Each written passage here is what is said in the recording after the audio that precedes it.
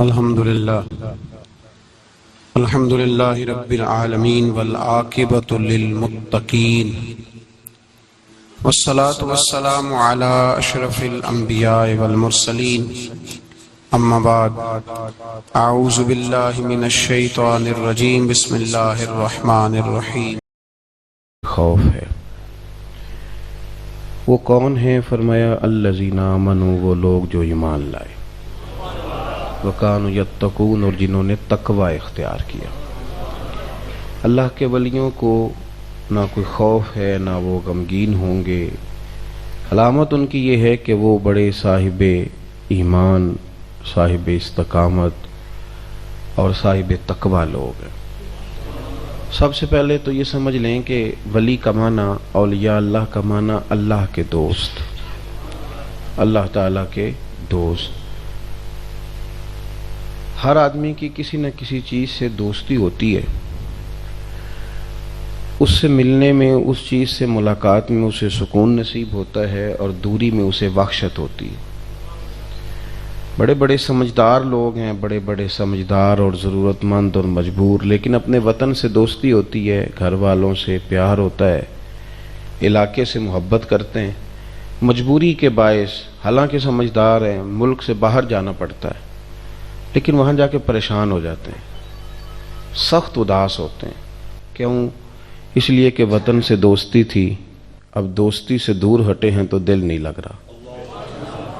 دوستی ایک ایسی چیز ہے، تعلق ایک ایسی چیز ہے کہ دوست آپ کے قریب ہوتا ہے تو آپ مطمئن ہوتے ہیں، راحت میں ہوتے ہیں، سکون میں ہوتے ہیں۔ دوست ذرا دور چلا جائے تو آپ وحشت محسوس کرتے ہیں، تکلیف محسوس کرتے ہیں۔ اور دوستی کا یہ حال ہوتا ہے کہ انسان جتنا اپنے آپ کو آسان اپنے دوستوں کے بیچ محسوس کرتا ہے، وہ شاید قریبی رشتہ داروں کے بیچ بھی محسوس نہ کرے۔ وہ سمجھتا ہے کہ میں بے تکلف ہوں، آسانی میں ہوں، چونکہ میری دوستی جو ہے، بس آپ کو ایک بات سمجھا رہا ہوں کہ دوستی ایک ایسی چیز، کچھ لوگوں کی پیسوں سے دوستی ہوتی ہے، مانتے نہیں، ویسے وہ ہوتی ہے دوستی۔ تو اگر شام کو ان کی طلب کے مطابق پیسہ آ جائے تو رات نیند سکون کی آتی ہے، اور اگر نہ آئے تو پھر وہ تکلیف میں ہوتی ہے نا دوستی۔ حدیث پاک میں حضور صلی اللہ علیہ وسلم نے فرمایا وہ بڑا ملعون ہے، بڑا لعنتی ہے جو درہم و دینار کا ہی بندہ بن گیا ہے، وہ غلام ہو گیا پیسوں کا، بڑا ملعون ہے، مشکات میں موجود۔ تو انسان کی کچھ دوستیاں ہوتی ہیں، ایک تو دوستی کے ہوتے ہوئے دوست کی قربت میں وہ سکون محسوس کرتا ہے۔ دوسری بات یہ کہ کچھ چیزیں ہماری ترجیح ہوتی ہیں ہماری زندگی میں، ترجیحی بہت سارے کام ہم صبح سے شام تک کرتے ہیں، کچھ کاموں کو ترجیحی بنیادوں پر کرتے ہیں، اہمیت دے کے کرتے ہیں۔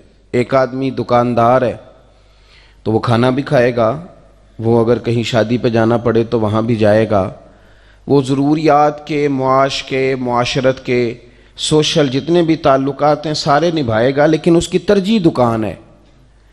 آپ اس کو کہتے ہیں بھائی پرسوں نہ ایک جگہ جانا ہے، تو وہ کہتا ہے میاں اگر تو شام کو چلو نا، دکان جب بند ہو جائے تو پھر میں تیار ہوں، لیکن اس سے پہلے میں نہیں جا سکتا۔ لیکن اگر کبھی کسی مجبوری کے باعث اسے جانا پڑے تو کسی کے ذمے لگاتا ہے، کسی بھائی کے، گھر میں سے کسی فرد کے، کسی دوست کے، کہ تو آج میری دکان پہ بیٹھ اور پھر میں فلاں کام کر۔ تو یہ ترجیح ہوتی ہے۔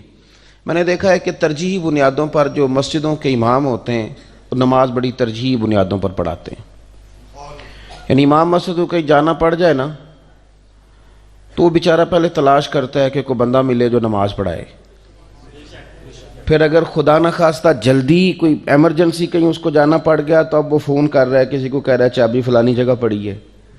اگرچہ مانتے نہیں لوگ امام کی خدمات کو، تسلیم لوگ نہیں کرتے، لیکن جتنی اہمیت کے ساتھ، توجہ کے ساتھ یہ لوگ ڈیوٹی کرتے ہیں، چونکہ ترجیح نماز ہے کہ میں نے وقت پہ جماعت کرانی ہے۔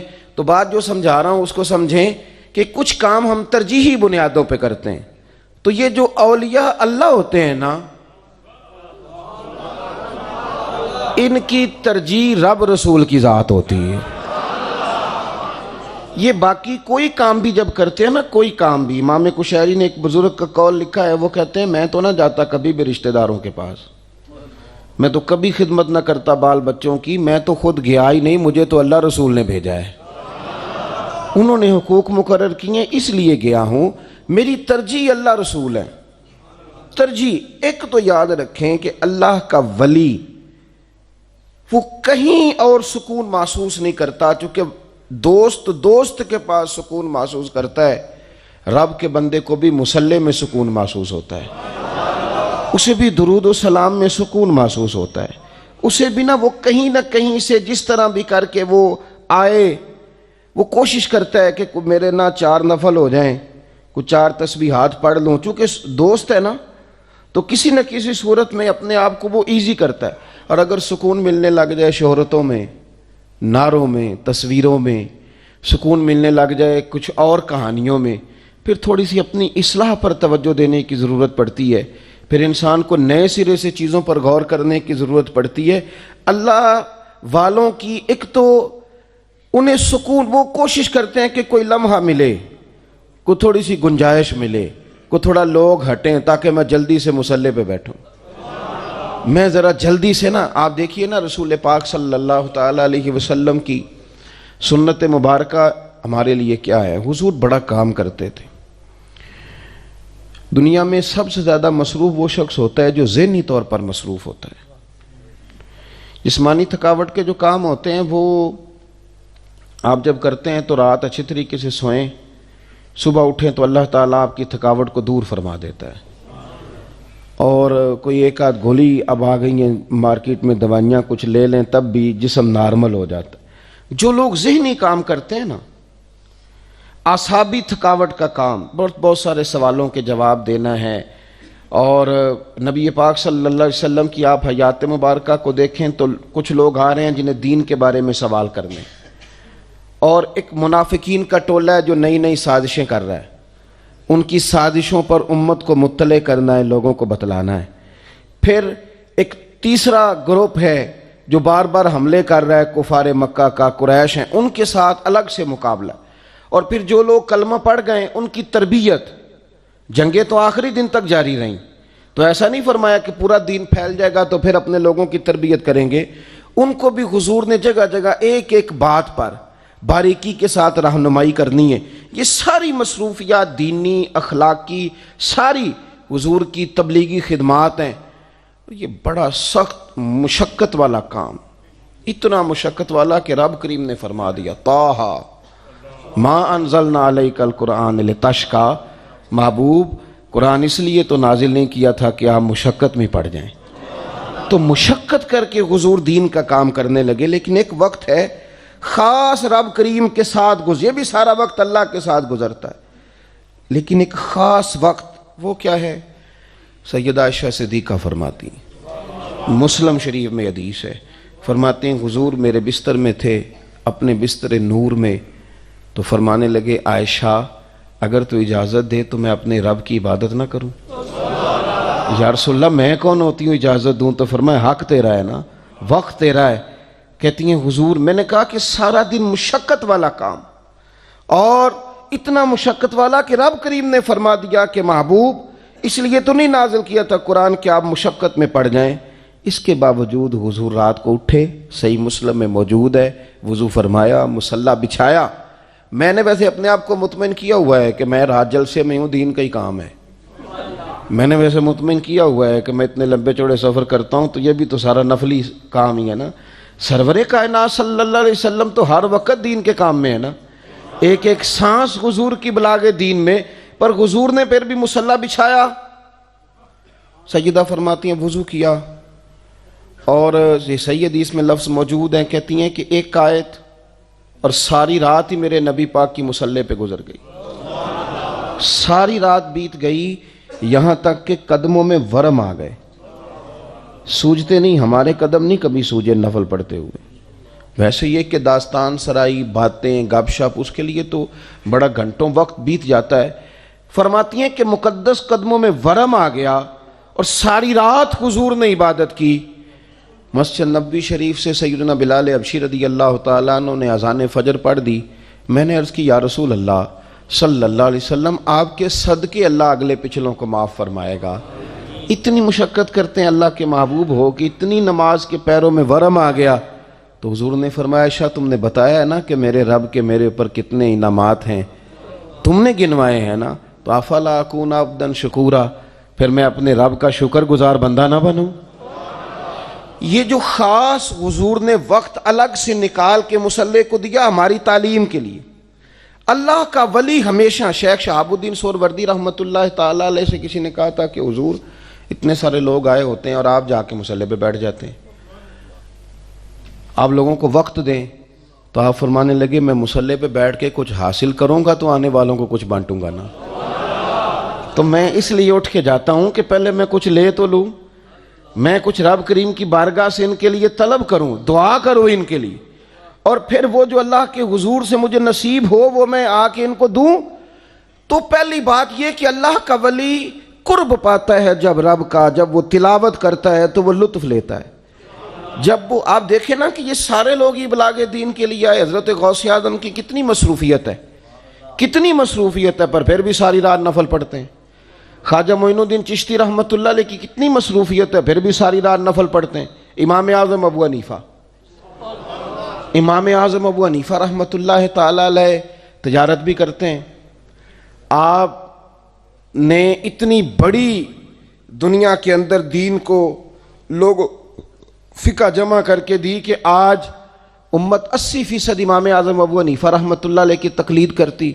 اتنا بڑا کارنامہ، توجہ ہے نا میرے دوستوں کی، اتنا بڑا کارنامہ کیا، لیکن اس کے باوجود امام اعظم ابو حنیفہ ساری رات اپنی چھت پہ کھڑے رہتے اور ساری رات نماز پڑھتے اور ساری رات اپنے رب کو یاد کرتے.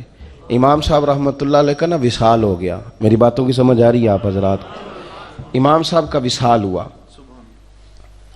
تو آپ کے پڑوس میں ایک بچہ رہتا تھا، تو وہ اپنے والد سے کہنے لگے کہ ہمارے نا پڑوسیوں کی چھت پہ ایک ستون تھا جو صرف رات کو نظر آتا تھا، تو کئی دنوں سے مجھے نظر نہیں آ رہا.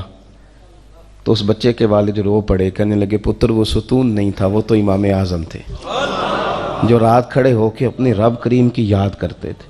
تو ایک تو یہ کہ اپنا وقت جو ہے اس کو تھوڑا سا نا دیکھیں ذہنی آسود. اب تو خیر نیا دور آ گیا ہے، تو اب لوگ کہتے ہیں کہ ہم فلاں جگہ فلاں ڈاکٹر کے پاس گئے تھے، اس نے یہ ہمیں ورزش بتائی ہے، ذہنی سکون کے لیے یہ چیزیں بتائی ہیں. یاد رکھیں سب سے زیادہ آپ کو آسودگی اس وقت ملتی ہے جب آپ مصلی پہ بیٹھتے ہیں. ہمارے ڈاکٹر ہمیں کہتے ہیں، وہ کہتے ہیں جی آپ کے دل میں جو ہے نا باتیں وہ ساری آپ نکال دیں تو آپ بہت ساری بیماریوں سے ویسے بچ جائیں گے. اب ہوتا کیا ہے کہ کچھ دکھ بندے کے بڑے ذاتی قسم کے ہوتے ہیں، بالکل نجی قسم کی باتیں ہیں، وہ آپ کسی سے کہہ نہیں سکتے، اور بہت سارے جگہوں پہ کہیں گے تو کمزوری آئے گی. اللہ کے بندوں نے ہمیں طریقہ بتلایا. وہ کہنے لگے تم مصلی پہ بیٹھو نا، تو دعائیں مانگو نا، تو جو کسی اور سے نہیں کہہ سکے وہ سارا اپنے رب کریم سے کہہ دو، اللہ کے حضور عرض کر دو تاکہ بات ختم ہو جائے، اللہ رسول کی بارگاہ میں پیش کر دو. تو ایک تو انہوں نے عبادات کو وقت دیا، انہوں نے اللہ اللہ دوسروں سے زیادہ کی، اور دوسری بات یہ کہ ان کی ترجیح اللہ رسول کی ذات رہی. ترجیح ایسا نہیں کہ اللہ کا ولی روٹی نہیں کھاتا، نکاح نہیں کرتا، ضروریات زندگی کے معاملات سے پیچھے ہے، وہ سارا کچھ کرتے ہیں، لیکن ان کی ترجیح دولت نہیں، ان لوگوں کی ترجیح نکاح نہیں، ان کی ترجیح شہرت نہیں. بڑے بڑے اللہ کے ولی معروف ہوئے، مشہور ہوئے، لیکن یہ ترجیح نہیں. ترجیح اللہ رسول کی رضا ہے. ترجیح یہ ہے کہ اللہ رسول راضی کیسے ہوں. ہمیں تاریخ میں حضرت آسیہ رضی اللہ تعالی عنہا جو فرعون کی بیوی تھیں، حضرت موسیٰ کلیم اللہ علیہ السلام پہ ایمان لے آئی تھی، ان کا تذکرہ ملتا ہے. اس خاتون نے نہ ترجیح دی اللہ رسول کی ذات کو، ترجیح دی.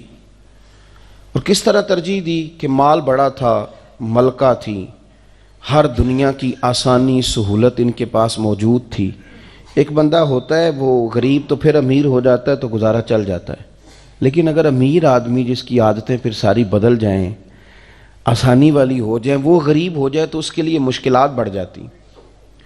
جناب آسیہ ملکہ تھی، کلمہ پڑھ گئی حضرت موسیٰ کلیم کا. پہلے تو فرعون نے ڈرایا دھمکایا، کہا کہ بڑی سخت سزائیں دوں گا، تو باز آ جا، خاندان والوں کو بلایا، جو جتنی بلیک میلنگ ہو سکتی تھی ساری کی. تو آپ فرمانے لگیں کہ مجھے ان ساری باتوں کا پہلے بھی پتا تھا کہ تو سارا کچھ ہی کرے گا، مجھے پتا تھا ان ساری باتوں کا، لیکن اب تو میں آ گئی ہوں اور سوچ سمجھ کے آئی ہوں، اب تو جو مرضی کر. اس نے سخت سست لفظ بھی کہے تو تر شروع ہو کے گالی ہزار دے، یہ وہ نشہ ہی نہیں جسے کوئی گالی اتار دے. سارا کچھ کر بیٹھا نا جب، تو وہ جو کنیزیں کل تک ان کے لیے پانی کا پیالہ لیے ہاتھ باندھے کھڑی ہوتی تھی، ان کی ڈیوٹی لگی جناب آسیہ کو مارنے کی. انہوں نے مارا، تکلیف دی، پھر باندھ دیا، پھر خاندان والوں کو بلایا، پھر ان کے وجود پر تلوار سے کٹ لگا کے ان کے اندر نمک بھرا، پھر ایک دیوار کے ساتھ انہیں کھڑا کر کے نا، او بھائی یہ شہادت گاہ الفت میں قدم رکھنا. لوگ آسان سمجھتے ہیں مسلمان ہونا، ہم نے تو بالکل اتنا عجیب منظر ہو. اقبال رویا کرتے تھے، کہتے تھے لہو مجھ کو رلاتی ہے جوانوں کی یہ تن آسانی. ذرا سی ہماری طبیعت کے خلاف بات ہو تو بس گئے ہم کام سے. لیکن اتنا بڑا حوصلہ دیوار کے ساتھ کھڑا کر کے نا، تو میخیں ان کے ہاتھوں میں لگا دی گئیں، کیل ٹھونک دیے گئے. رات کا وقت ہے، فرعون مار مار کے تھک گیا، جا کے سو گیا. حضرت موسیٰ کلیم اللہ علی نبینا علیہ الصلوۃ والسلام رات کو آئے اور آ کے جناب آسیہ سے کہتے ہیں آپ کے صبر کا کیا حال ہے؟ تو حضرت آسیہ کہنے لگی کلیم یہ نہ پوچھئے، بس یہ بتائیے میرا رب مجھ سے راضی ہے کہ ناراض ہے؟ جے تو چڑھے آؤتے وار بھی نہیں تے جے تو وکیا عشق بازار بھی نہیں تے ایڈا سستا سودا پیار بھی نہیں تے ایڈا سوکھا لبدا یار بھی نہیں. کچھ سمجھ نہیں آندی لوکاں نوں او کادے نال شہید کرے، ڈٹھی یار دے ہاتھ تلوار بھی نہیں پر او دا خالی جاندا وار بھی نہیں. پوچھیں اللہ سے، اللہ مجھ سے راضی ہے کہ ناراض ہے؟ یہ پوچھیں. آپ میری بات کو سمجھیں، یعنی زیر خنجر بھی خواہش یہی ہے کہ مالک راضی ہے کہ ناراض ہے. چونکہ ترجیح اب نہ ترجیحات بدل گئی ہیں ہماری، آپ یقین کریں بدل گئی ہیں. ماحول کچھ اور ہو گیا، ذہن سازی کچھ اور ہو گئی. ایک دوڑ ہے ہر جگہ جس نے بہت ساری روحانی چیزوں کو بھی مادی کر دیا ہے. بہت ساری جگہیں جہاں سے خیر ملنی تھی وہاں سے بھی کچھ سبق اور ملنے شروع ہو گئے. کہا بتائیے میرا مالک راضی ہے کہ ناراض ہے؟ اللہ اکبر. تو حضرت موسیٰ کلیم علیہ السلام فرمانے لگے میں رب کا ہی پیغام لے کے آیا ہوں. رب کریم فرماتا ہے جا کے ان سے کہہ دیجئے کہ میں نے آپ کے لیے جنت میں مکان تعمیر کرا دیا ہے، آپ کا محل بنا دیا گیا ہے جنت میں. بھائی ترجیح آپ دیکھیں صبح سے شام تک میری اور آپ کی ترجیحات کیا ہیں. جو ترجیحات ہم نے بنائی ہوئی ہیں نا یہ تو ساری دنیا کی ہیں. بچے پالنا ہے اور ان کو بڑا کرنا ہے اور ان کو بیاہ دینا ہے، تو یہ تو کام غیر مسلم بھی کر رہا ہے. وہ جو ہماری شان تھی کہ کنتم خیر امت اخرجت للناس، تم بہترین امت ہو، تمہیں لوگوں کے نفع کے لیے پیدا کیا گیا ہے، تو ہم نے تو کوئی خاص کام بھی کرنے تھے، کوئی اہم ذمہ داریاں بھی تھی ہماری. ترجیحی بنیادوں پر اپنے معاملات. یہ جو لوگ بے چین اور بے قرار ہیں نا، بہت سارا ہمارا بہت ساری چیزیں آسانیاں سہولیات ہونے کے باوجود لوگ پریشان ہیں، اس کی وجہ یہ ہے کہ کوئی مقصد نہیں طے کیا. مقصد نہیں. مثلا اگر مقصد پیسے ہیں تو پیسے مل گئے ہیں جتنے ہم چاہتے تھے، آ گئے ہمارے پاس، تو اب کیا کریں؟ مقصد تھا گاڑی، آ گئی جی گاڑی مل گئی. اب مقصود تھا بنگلہ، کوٹھی ہو گئی تعمیر. اب یہ تو لمیٹڈ چیزیں ہیں، محدود ہیں. آپ نے جو طلب کیا وہ مل گیا. اب آپ کا دل پریشان ہے کہ اب میں کدھر جاؤں بھلا؟ شادیاں کرنی ہیں جی بچوں کی، ہو گئی شادیاں بچوں کی، چلے گئے اپنے اپنے گھر. اب کیا انتظار کرنا ہے کہ حضرت اسرائیل آئیں گے؟ نہیں. مسلمان کی ترجیح یہ ہوتی ہے کہ میں نے اللہ رسول کو راضی کرنا ہے.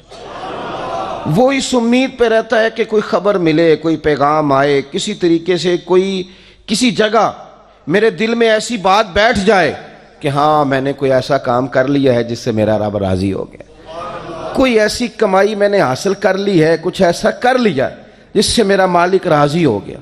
تو دو باتیں تو اسی آیت نے ہمیں بتائیں کہ اللہ کا ولی پہلی بات تو یہ ہے کہ وہ اللہ کے قرب میں جا کے مصلی پہ جا کے راضی ہوتا ہے، اور دوسری بات یہ کہ ترجیح دنیا داری نہیں، ترجیح شہرت نہیں، مطلب صبح سے لے کے شام تک یہ ترجیح نہیں کہ نئی فوٹو کوئی اچھی آ جائے اور میرے پاس کوئی آج مجھے پتہ چل جائے کہ میرے 10 لاکھ کے بینک اکاؤنٹ میں اضافہ کتنا ہوا ہے.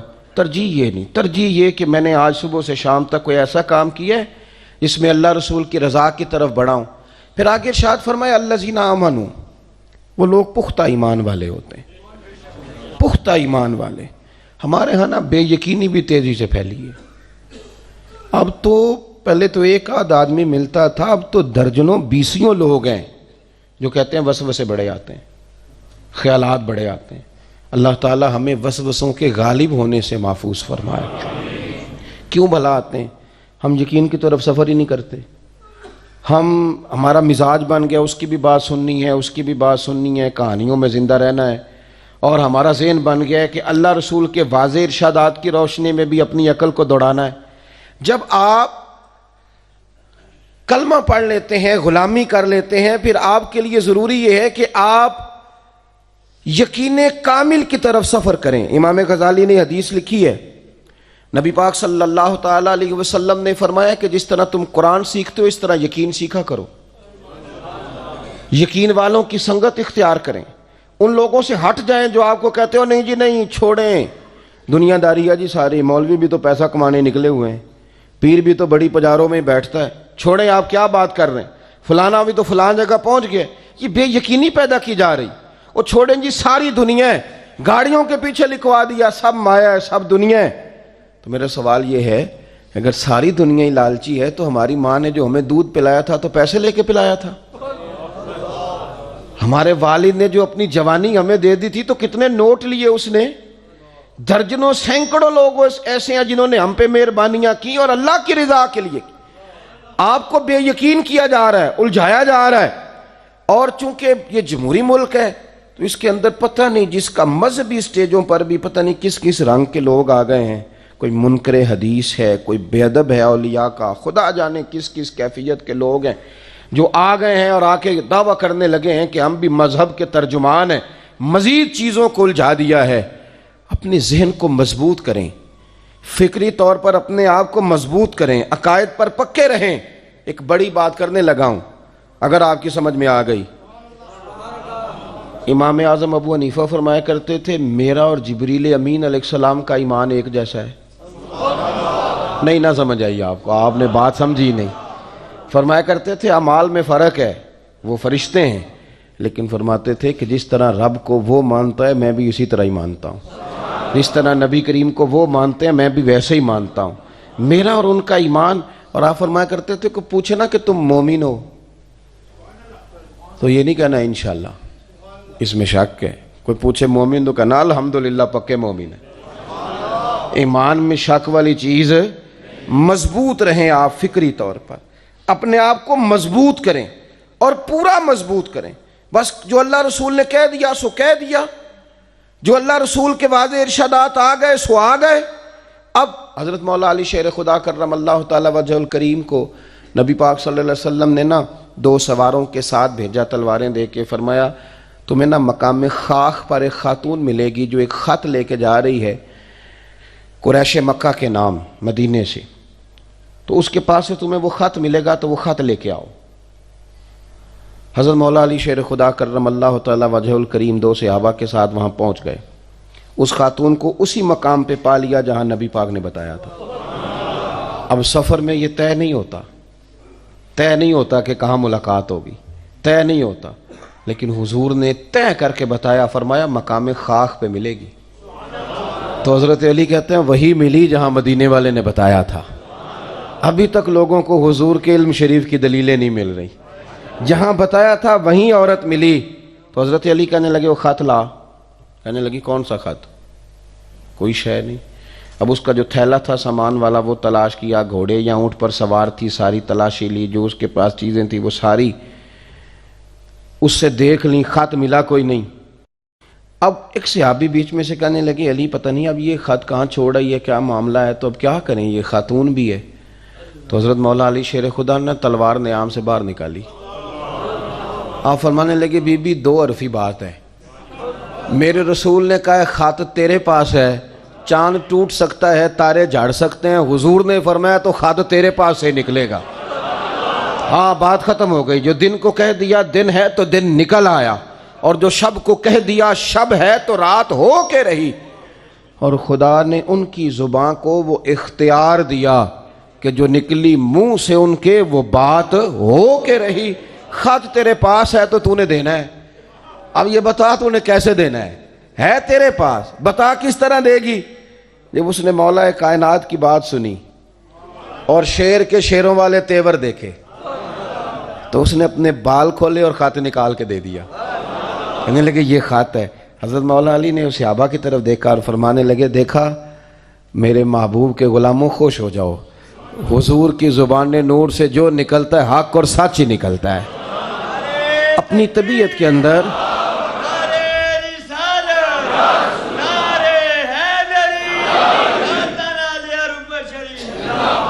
اپنی طبیعت میں نا یقین لائیں۔ حضور نے کہا ہے کہ نماز پڑھو تو روزی میں برکت ہوگی، تو انشاءاللہ ہوگی، انشاءاللہ۔ تو پھر اذان کے ٹائم دکان بند کرنی ہے، نماز سے چھٹی نہیں کرنی، تو مسجد آنا ہے۔ دیکھیں ہمیں زینت دی گئی ہے داڑھی کے ساتھ، تو اگر ہماری زینت داڑھی میں ہے تو پھر زینت داڑھی ہی میں ہے، پھر بغیر داڑھی کے۔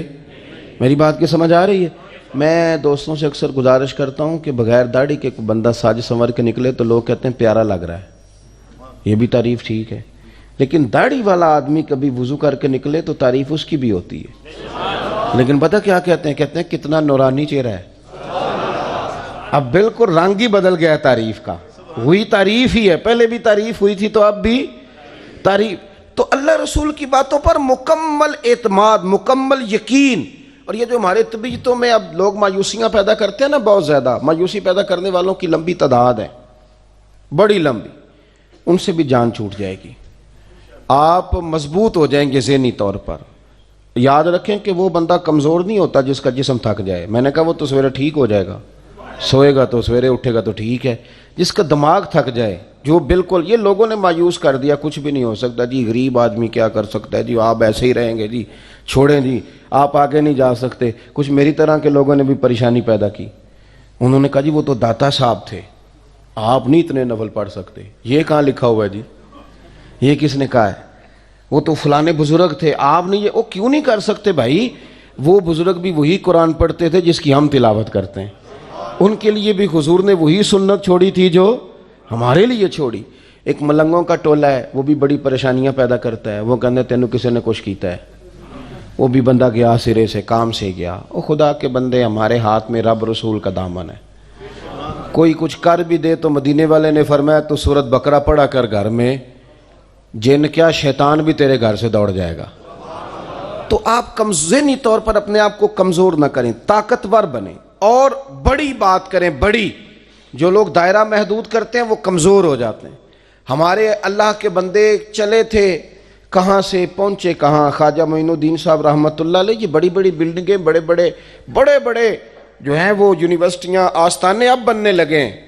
آپ پڑھیے خواجہ صاحب رحمۃ اللہ علیہ کو تو ہندوستان میں خیمہ لگانے کی جگہ نہیں دیتے تھے لوگ، یہاں خیمہ لگاتے تو کھیڑ دیتے تھے، وہاں لگاتے تھے تو کھیڑ دیتے تھے۔ پھر انہوں نے یہ نہیں کہا کہ مجھے تو جگہ نہیں مل رہی، تو وسائل آئیں گے تو کوئی چیز بنے گی، کوئی ادارہ بنے گا تو کام ہوگا۔ یہ لوگ تو چلتے پھرتے ادارہ تھے، ہاں یہ فقیر تھے، جہاں بیٹھ جاتے تھے وہاں جلسہ ہو جاتا تھا، جہاں چلنے لگتے تھے وہاں جلوس ہو جاتا تھا۔ یہ لوگ میرے مجلس تھے، اس لیے انہوں نے اداروں پہ توجہ نہیں دی، بندوں پہ توجہ دی۔ درختوں کے نیچے، یہ حضرت محدث اعظم پاکستان رحمۃ اللہ علیہ کا عرس آ رہا ہے 1-2 دن میں، درخت کے نیچے بیٹھ گئے پڑھانا شروع۔ کسی نے کہا حضرت ادارہ نہیں بنانا، فرمایا وہ مستری بنایا کرتے ہیں، وسائل آئیں گے تو کہہ دیں گے کسی مستری، ہماری ڈیوٹی پڑھانا ہے، درخت کے نیچے بھی پڑھائیں گے۔ اور پڑھایا تو مزہ لے کے پڑھایا، کمال کر دی۔ ایک ان کے شاگرد ہوئے مفتی مجیب الاسلام اعظمی رحمۃ اللہ علیہ، وہ کہتے ہیں میرا بھی کھانا کہیں سے آتا تھا تو صحیح نہیں آتا تھا، تو استاد جی جو کہ ابھی نئے آئے تھے ہجرت کر کے پاکستان، ان کا کھانا گھر سے پکتا تھا، وسائل زیادہ نہیں تھے کہ وہ مجھے بھی کھلا سکیں، لیکن استاد تھے نا، ایسا نہیں تھا کہ بچے رکھ لیے خانقاہ پہ تو وہ اس لیے رکھے کہ وہ آنے والوں کو پانی پلائیں گے، وہ چائے پلائیں گے. 7 سال بیت گئے, بیچارے نے قرآن مجید نہیں حفظ کیا, اس کا استحصال ہوا, اسے پڑھنے ہی نہیں دیا گیا, اور پتہ نہیں کس کس نوعیت کا ظلم ہوا, خیال ہی نہیں کیا کہ یہ کس طرح ماں نے کلیجے سے دور کر کے ہمیں دیا. مفتی مجیب الاسلام رحمۃ اللہ علیہ فرماتے ہیں کہ حضرت کیا کرتے کہ جو میرا کھانا آتا نا وہ کچھ ٹھیک نہیں ہوتا تھا, کئی دفعہ رات کی روٹیاں بھی مجھے دے دی جاتی, تو حضرت کیا کرتے, کہتے پتر یہ تیرے والا مجھے بڑا پسند ہے, تو اپنی روٹی دے دے, میں کھا لیتا ہوں, تو میری آئے گی تو تو کھا لینا. فرماتے میں حضرت جب میرا کھانا کھاتے تو میں رویا کرتا, میں روتا, اور جو اپنا کھانا آتا وہ مجھے دیتے. جب اس رنگ میں نا اگر کوئی شعیب آئے میسر, پھر شبانی سے کلیمی 2 قدم ہے, اللہ کرے کو مل جائے نا ایسا جو اس طرح پیار کرے, تو بہت سارے لوگ نکھر کے سامنے آ جائیں گے. چونکہ باتیں زیادہ نہیں کرنی, سمیٹنے کی طرف آتا ہوں.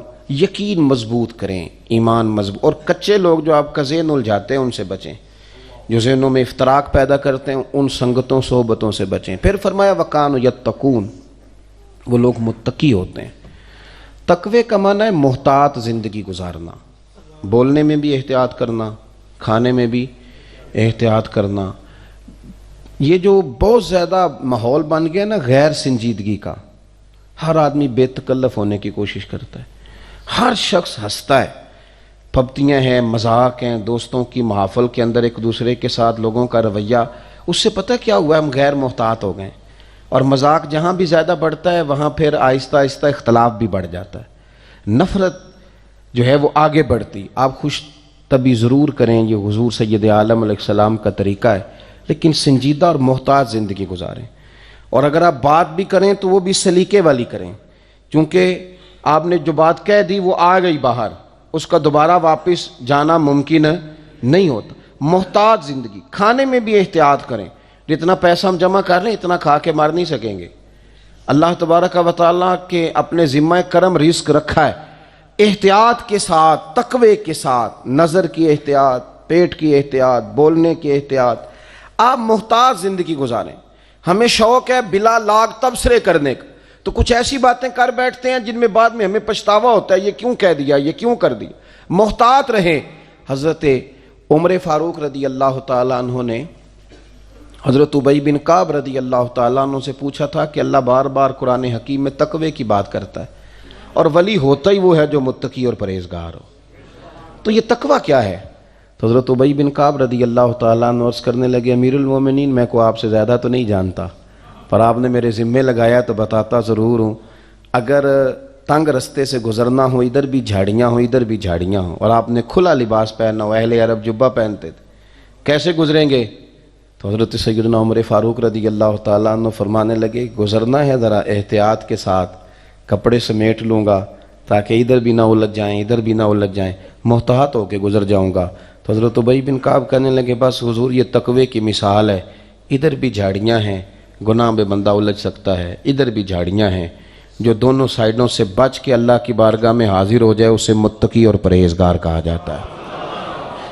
بات سمیٹتا ہوں, آخری بات سنیں.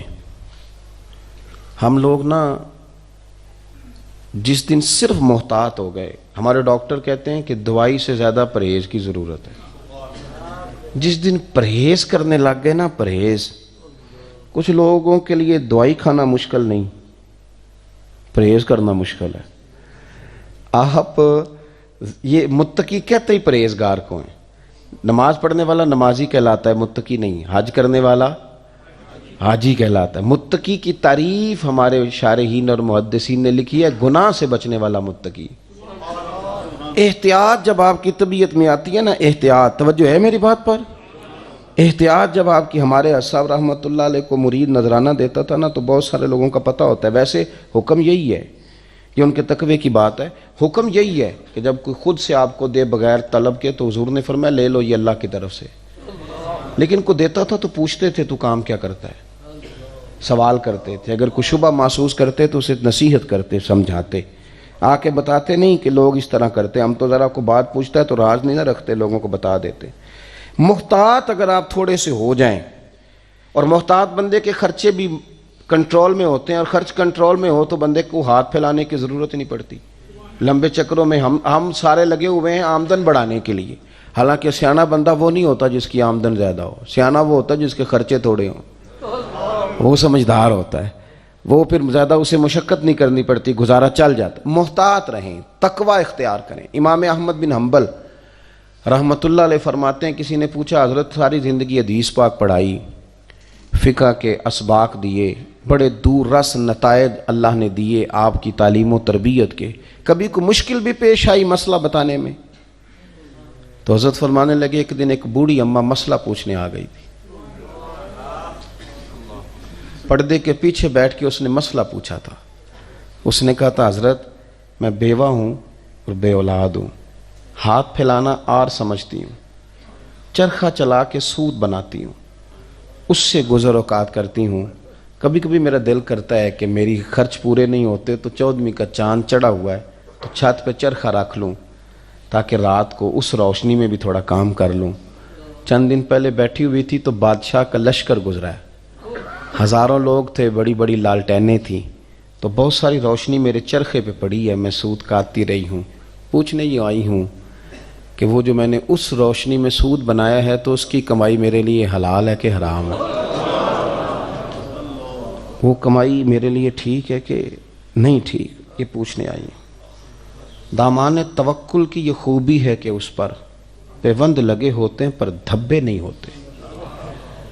امام احمد بن حنبل فرماتے ہیں کبھی نہیں مشکل آئی، آج تو میں رو پڑا، میرے وجود پر سختہ طاری ہو گیا۔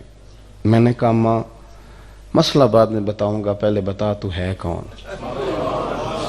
تعارف کرا۔ تو اماں کہنے لگی آپ مسئلہ بتائیے، آپ کے ذمے ہے۔ میں نے کہا بتاتا ہوں، پہلے بتا تو کون ہے؟ تو کہنے لگی یہ ایک درویش ہے جو بغداد میں ننگے پاؤں چلتے ہیں، لوگ انہیں بشر حافی کہتے ہیں، میں ان کی ہمشیرہ ہوں، اللہ اللہ کرنے والوں کا گھر معروف ہے۔ تو امام احمد بن حنبل فرمانے لگے کوئی اور ہوتا تو مسئلہ شاید اور بتاتا، اماں تو اس روشنی میں سوت نہ بنایا کر، تیرے گھر سے لوگوں نے دین سیکھنا ہے، زیادہ احتیاط کی ضرورت ہے، زیادہ تقوی کی ضرورت ہے، ہم تھوڑے غیر محتاط ہیں۔ ایک لقمہ حرام کا پیٹ میں جائے تو 40 دن عبادت قبول نہیں ہوتی۔ اس کی شرح میں امام کشیری کہتے ہیں کہ پھر یہ بتا کہ تیری نماز میں لذت کیسے پیدا ہوگی اگر قبول نہیں ہوتی۔ اللہ کے حضور دعا ہے اللہ تبارک و تعالی اس آستانے کو آباد فرمائے اور ہمیں اللہ تعالی عمل کرنے کی توفیق دے اور عمل کا رستہ ہمارے لیے اللہ آسان فرمائے۔ آخر دعوانا ان الحمدللہ۔